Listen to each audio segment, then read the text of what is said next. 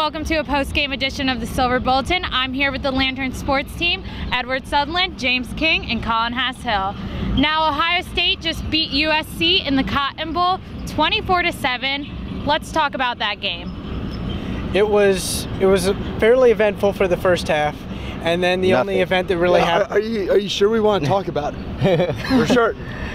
Yeah, I mean, the second half, the most eventful thing that happened was that there was a little scrum towards the end when Sam Darnold got pushed out of bounds. Yeah. That was about it. Basically, it was a bunch of punts, a couple of fumbles here and there, a muff punt, and a missed field goal in the second half. And then in the first half, it was sort of the same, except that most of those fumbles and interceptions resulted in touchdowns instead. Yeah, I mean, the story of the game usually isn't the first quarter, but the story of the game's totally the first quarter when it comes to this game. It's that they had multiple turnovers. It's that they had, I mean, I guess we're going to count total first half turnovers, but they had 2 fumbles and 1 interception. Ohio State capitalized on that. It was over. I mean, at some point I thought Ohio State would need to, it seemed like at some point that USC's offense would sort of get going, because Sam Darnold, when he's on, he's really on. But turns out that when he's off, he's also really off. And that happened more often than it usually does from an Ohio State defense that didn't force many turnovers this year. Exactly, and Darnold, throughout the game, he had those turnovers, the strip fumble and the interceptions.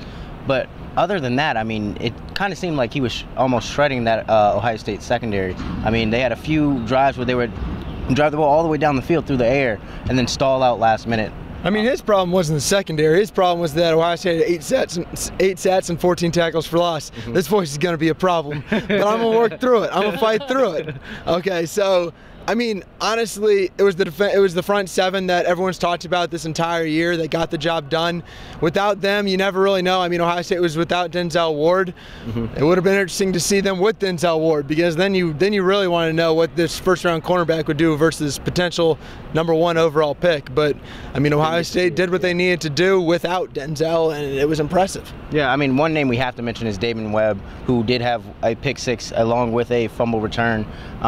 It seemed like he, even after talking to him in the locker room after the game, he was ready. Him and the rest of the secondary were ready to step up in absence of Denzel Ward. They wanted to make sure that it was next man up and make sure that it was known that they all were capable of providing some sort of pass coverage for Ohio State. I mean, they did what they needed to do. Yeah. I mean, Jeffrey Okudah played a ton of time, and he's a lot of guys who played time. It's interesting.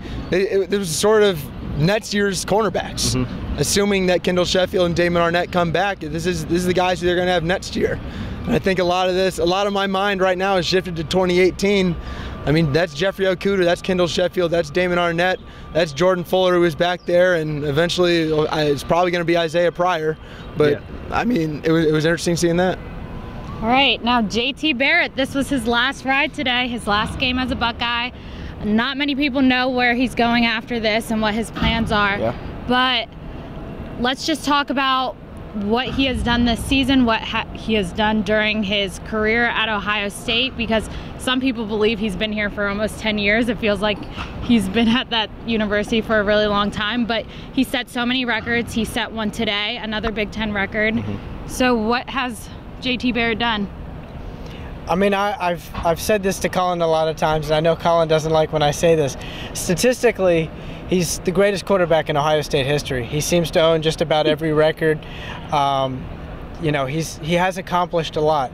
Now, with that said, there's a lot that he's going to leave Ohio State not having accomplished. There's always going to be that asterisk on that 2014 season where he didn't win the Big Ten championship, even though he did lead the team to the game. And obviously he did not beat Alabama, he did not win the national championship game. And when people look back at his record, they're going to see that he never scored a single point in the college football playoff. He did come away with 2 bowl games, but during those 2 seasons that he just had bowl games in, he had 2 losses, one to Michigan State, one to Iowa. You know, we can look at the Oklahoma loss, but it was the Iowa loss that really doomed their hopes this time. And he didn't play well in either of those 2 games. And I think a lot of people are going to look back at JT, despite all the accomplishments that he had, all the records that he set, and they're going to say that in certain moments, you know, and it's not necessarily his fault, but in certain moments he didn't produce the way he needed to produce, and it cost him, I think, a lot. Yeah. a lot of the players have talked about, like Billy Price, Shamarka Jones, going to that next level and getting paid. JT hasn't mentioned anything of the sorts. He's more mentioned how he's ready to relax after this final game. What do you see next in JT's career? Where does he go from here? I mean, when we were talking to him just a couple days ago, he did mention the NFL. Like he accepted, I think it was the East-West Shrine game that he'll be playing in a couple weeks. I think there's a part of him that he's going to give it a shot. I mean, he's going to give it a shot. Why not give it a shot? Talked to Eric Smith today, who started just a few games this year. He said he's going to give it a shot. Why not? There's millions on the line. You've played for free for, oh God, I just said played for free. Now everyone's going to come after me. You've played for scholarship for 5 years. That's not going to be good. It's going to be worse than my voice. I expect him to give it a shot. There's a chance, I know earlier in the year you said that you think they'll stick on as a backup quarterback. Yeah. There's a chance that he makes it. I don't think anyone expects him to be a starter. If he sticks around the league a few years, it'll be because he's a great leader. He's a great guy behind the scenes. He can run. He can be versatile. At times he looks okay when he passes. At times he struggles. Like Ed said, there's good JT, there's bad JT. I think he'll have a shot in the NFL to make it, but it's relatively slim. Yeah, I mean, you summed up all my thoughts. The thing is, it's not often that a quarterback so accomplished in college doesn't get a chance somewhere in the NFL, which is why I think there will be some spot in the NFL for JT. Whether or not he performs, that's another story. And bouncing off the NFL, not quite sure where people are going after this. There's been speculation about many different players. There's some that people are pretty certain about. Who do you think's leaving? Who do you think's coming back? Well, we know for a fact Denzel Ward's gone. Yep. You know, he was expected to be a first-round NFL draft selection. He made, I think, what a lot of people would say a somewhat surprising decision when he decided not to play in this game. Surprising, just since it was just it felt completely out of left field, really. Yeah, I mean, pretty much all week, all year, we've been hearing no one's going to skip any bowl games. Yeah, everybody's saying about that. From what we heard, this was a last-minute decision. I don't think that he made this until today, you know, it's certainly caught a lot of people off guard. I think the next guy who you immediately have to think is going to be leaving early is going to be Sam Hubbard. He didn't say anything about it today. And no one did. Yeah, we heard from no one. Yeah, exactly. No one said anything whether or not they're going. Everyone has said that they're going to think about it for now and decide later. I would expect to see Sam Hubbard go. At this point, I would probably expect to see Sam Hubbard go, or Mike Weber go. Yeah, Sam's gone. And I think that there's a good chance that Johnny Dixon or Paris Campbell will go. Tough to say if both of them will, but who knows. Jerome Baker. I think Jerome Baker's probably gone. There's a chance he comes back. He says he's going to go back to Cleveland and think about it. But I think that he leaves. I think it's a relatively disappointing season for him, at least at the beginning of the year. Yeah. I think he played better at the end of the year, but I mean, he's really athletic. The NFL is going to love that, and Ohio State's full of athletic players. I think he's gone. Yeah. And just a couple weeks ago when the playoff selections came out, we kind of had a deja vu moment where we saw a conference champion, 2-loss, miss the playoffs, and that was Ohio State. Do you think... and USC. And do you think after today's game and after their win, they should have been in the playoffs? No. No. I am also going to say no. One of the things that really surprised me was that after this game, you know, when I start getting the notifications on my phone, almost everyone says Ohio State dominates USC. It was a Penn State. It was a Penn State dominant. It was one of those games where it's like the Oklahoma domination. Yeah. It was a Penn State domination where on the scoreboard Ohio State almost lost to Penn State, but they dominated them. Yeah. Ohio State lost by 2 touchdowns to Oklahoma, but they lost by 7 touchdowns. It felt like it was one of those, but it just so happened to go in Ohio State's favor by multiple touchdowns. Mm-hmm. Yeah, and I mean, like today, you go back and you look at the stats. USC had something around like 450 total yards of offense. Yeah. I don't know if Ohio State cracked 300. Ohio State's offense, for the most part, did not look very good today. They couldn't run the ball very well. JT was pretty much what a lot of fans get annoyed with him about is he was just throwing a bunch of short passes, and he may have attempted 1 or 2 deep passes, and he didn't connect on any of them. No. I think that this was one of those games that was really won by Ohio State's defense, and Sam Darnold really was picking apart Ohio State for much of the game. The only problem for Darnold was that when he made a mistake, it was about the worst possible mistake he could make because he just turned it over. It wasn't an incomplete pass, it was an interception or it was a fumble. So this was one of those games where it's like, sure, 24-7, you could say that maybe Ohio State, won handily against USC. They didn't look great. They didn't look like a playoff team. No, I mean, if you ask me today, still, Alabama or Ohio State, I'm taking Alabama every time in that matchup, simply because of how consistent Alabama has been throughout the season. They had the one loss to Auburn. I can't believe we're still talking about this, by the way. I know they got scared by Mississippi State, but you never knew you always knew what Alabama was going to show up on the field. This Ohio State team, from week to week, you don't know what's coming. Yeah, I mean, I think that in the last couple weeks of the season, though, we sort of figured out we did know what's coming. Yeah. I mean, the offense is especially in the last two games, it's looked okay. They've had their good moments, they've had their bad moments. Their defensive front played really well. Their DBs I think they've improved over the year, but they're still not even close to what they were last year. Yeah. This is who Ohio State is. We finally figured it out. They're a 2-loss team. They're good. They're great even. But I agree, I don't think they're a playoff team. Yeah. Any final thoughts? Yeah, come on. I was waiting for this the whole time. Give me 2018. Looking forward to 2018. Oh my God! You almost forgot about that. What has it been? About an hour and a half after the game, an hour and a half after JT Barrett's last game. Who do you feel is going to be the next quarterback for the Ohio State Buckeyes? Dwayne Haskins. Oh wow! You've come around.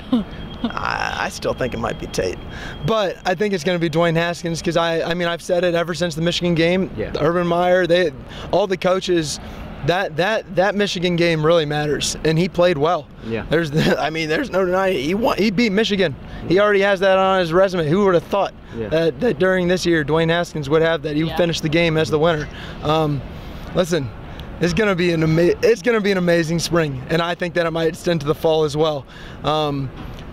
I know there's 3 quarterbacks. There's Burrow, Haskins, and Martell, but I think that all 4 of us sort of believe it'll eventually come down to Martell and Haskins. Though Burrow will be, he'll be there. I think he's good. I think he's solid. But I mean, Tate Martell said it. He didn't come here to sit. No. He said that right after the game. I mean, he is him versus Haskins. It's gonna be a good battle. Oh, it's gonna be a good battle. I'm willing to go the extra. I think it's gonna be Tate.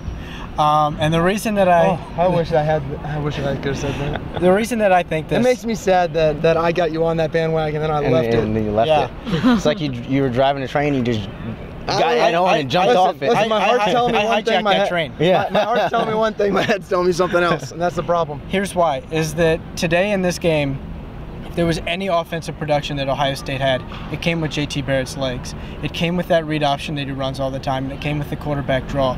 If Dwayne Haskins started this game, Ohio State might not have scored. Now, of course, we don't know that for sure, but based on the playing style, Haskins is not a mobile quarterback. Haskins isn't going to lead both teams in rushing. Haskins isn't probably going to score 2 rushing touchdowns. Well, I mean, this is convincing. Martell, back and forth. This is my heart's talking now. Martell fits the traditional style of an Ohio State quarterback. You look back at the most recent quarterbacks Ohio State's had: Terrell Pryor, Braxton Miller, JT Barrett. All of them run, and that's not something that Haskins is very good at. Can he move a little bit? If he has to, sure. But Martell is a true dual threat quarterback, and I just think that it's another avenue of offense that Ohio State has, that if you take out a quarterback that has legs and put in someone who really doesn't, you're losing that big part of your offense. And to me, that's why I think that in the end, Tate Martell's going to win the quarterback battle. Now, I will say Urban Meyer earlier this week in his press conference before the game said that a team, I don't want to misquote, said a team is dumb if they don't change their offense for their quarterback. So considering that Dwayne Haskins does have that game experience, while he's not the most mobile quarterback, I do think that they will be able to tailor an offense that still resembles an Ohio State offense around him for him to succeed. Because that experience, like Colin said, the experience he had in that Michigan game is so valuable to Urban Meyer and his coaching staff that Tate will not have the necessary time to be able to catch up and would surpass him, because Dwayne Haskins' arm is just as good as any arm we've seen in college quarterbacks. Darnold's was pretty good. Yeah, well, Darnold's a top 2 pick, but Dwayne Haskins, I think, has that arm talent, and he is mobile enough where if the pocket is collapsing, he can get you 3 yards. He can still be. I'm picking Dwayne Haskins. I'm picking Dwayne Haskins. I just feel that his arm talent, if Ohio State has J.K. Dobbins in the backfield again, they'll have J.K. Dobbins in the backfield again, and if he's getting 20+ carries, would it be the worst to have J.K. Dobbins just carry the ball? Like in the Michigan game, the Ohio State offense was forced to run the ball with J.K. and Mike Weber, which helped them win that game. Dwayne Haskins is still enough of a threat in RPOs where the defense has to account for him, but he can also shred a defense with his arm. Well, what I do know is that post-game interviews, Dwayne Haskins said that the experience that he's gotten this season, he's really felt that he's been able to prove to the coaching staff that he wants to do this, that he can follow JT Barrett, and he says he's ready next season to be the starting quarterback. So is it your prediction, Alicia? Oh, most definitely. I'm gonna go to sleep tonight so disappointed that I didn't say Tate. I mean, I can't believe that I didn't. I don't know what I'm doing right now. This is so scared. Sad. I did. Yeah. The experience scared me. Experience matters. Yeah, it really does. Yeah. Well, what am I doing? I can't. This is not gonna go well. Well, we'll see. Can I switch my pick? No, sorry, can't do it. Dwayne Haskins, your 2018 Team Tate. Ohio State quarterback. You heard it here first from Colin Hassel and James King. Oh, no. My voice crack right there. It's been a great year. Yeah. All right, well, thank you for tuning in each week. And that's all we have for you. Last Silver Bulletin. Thank you all for tuning in all throughout the season. We'll see you guys soon.